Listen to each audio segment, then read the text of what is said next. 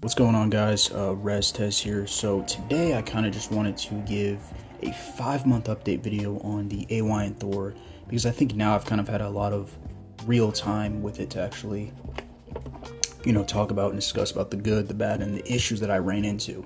Honeymoon phase kind of wore off. I think 5 months you really start to kind of like fully immerse yourself into playing it, and then you can kind of get a clear view on what it is. So let's get into it. After 5 months, I can honestly say I still genuinely enjoy playing on the Ayn Thor. It's an amazing handheld device. The biggest thing for me though is the form factor, because it feels good to hold, and it's really nice to play and kind of have that full DS feeling like you're a kid. But with longer gaming sessions, it feels very responsive, but overall it is a little bulky. I'm gonna be honest, it's a little bulky, but you can really kind of mitigate that feeling by getting the Ayn Thor grip. So either way, you still have areas of improvement, but for me, I kind of never got the grip. You can go that route if you want. One of the core reasons why I keep coming back to it, it's just the overall handheld experience. It's powerful, it feels portable enough to where like I can obviously take it with me. It's not pocketable fully, but you can put it in your bag, and visually it just looks amazing and appealing. It looks really clean, screen looks great, especially when you're playing colorful games from the DS to the 3DS era.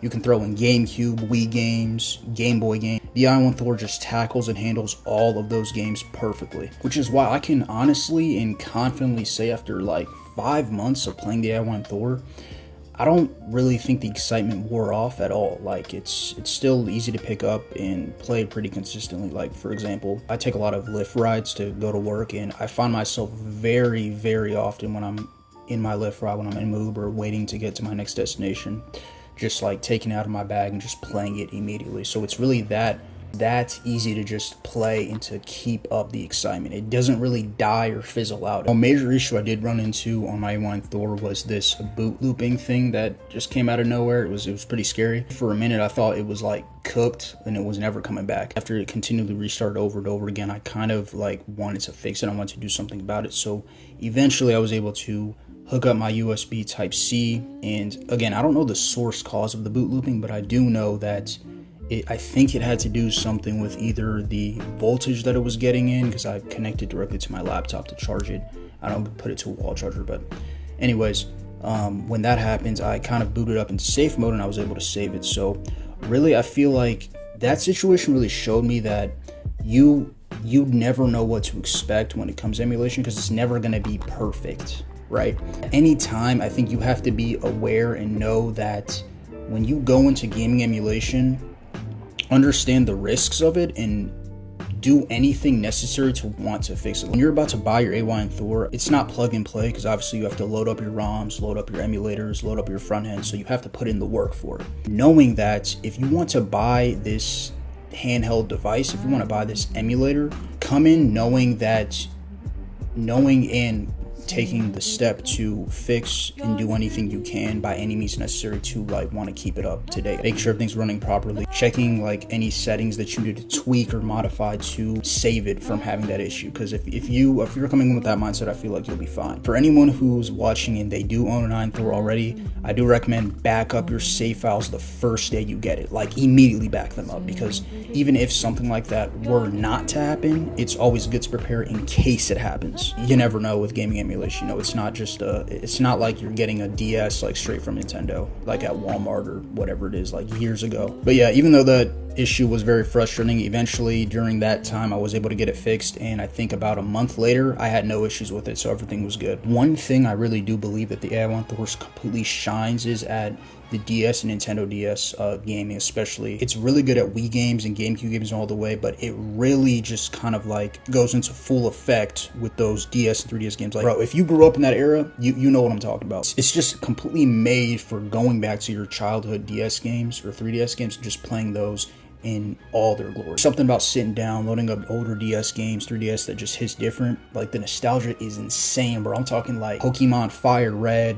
For me, it was Sonic Rush DS. I love that game, bro. All these like hidden gems from back then, the Ayn Thor just handles those experiences and just outshines them extremely well. Really, the device itself feels really good. Like I said, it's portable. It recreates that feeling, brings you back, and it kind of just brings it to modern day times now. Like I said before, man.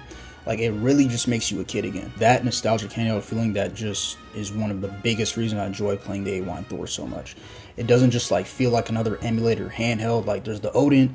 I know they got like the Odin 2, they got like the RGB whatever thing. Like, those are cool and all, but the Ayn Thor, that is my handheld, bro. That's the one for me. Another thing I want to talk about was the front end I decided to stick with, which for me personally was Console Launcher. Now I know a lot of YouTubers, they kind of reviewed Cocoon Launcher and they did like a lot of cool like little animations for it and all that when they were like, my bad, there was like a car driving by. They did a lot of cool animations when they loaded up their logos on it. But for me, Console Launcher is just more simple and easy to navigate. Like, you can just open it up. Pretty much, you know, you guys see like that little GIF animation of Ponyo that I have on my screen.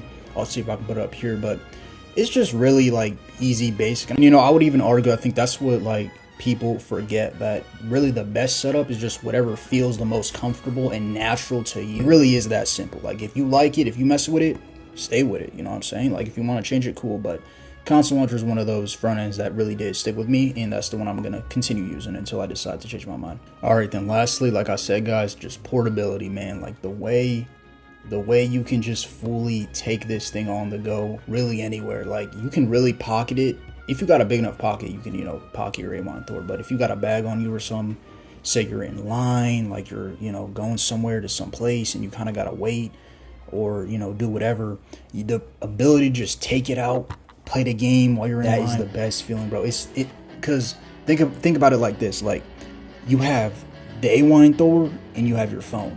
You could either continuously doom scroll over and over again, or you can just like take it out, take your Ayn Thor out, relive your childhood experience and play like Mario Bros DS or Sonic Rush DS or some other DS games, whatever DS game you prefer.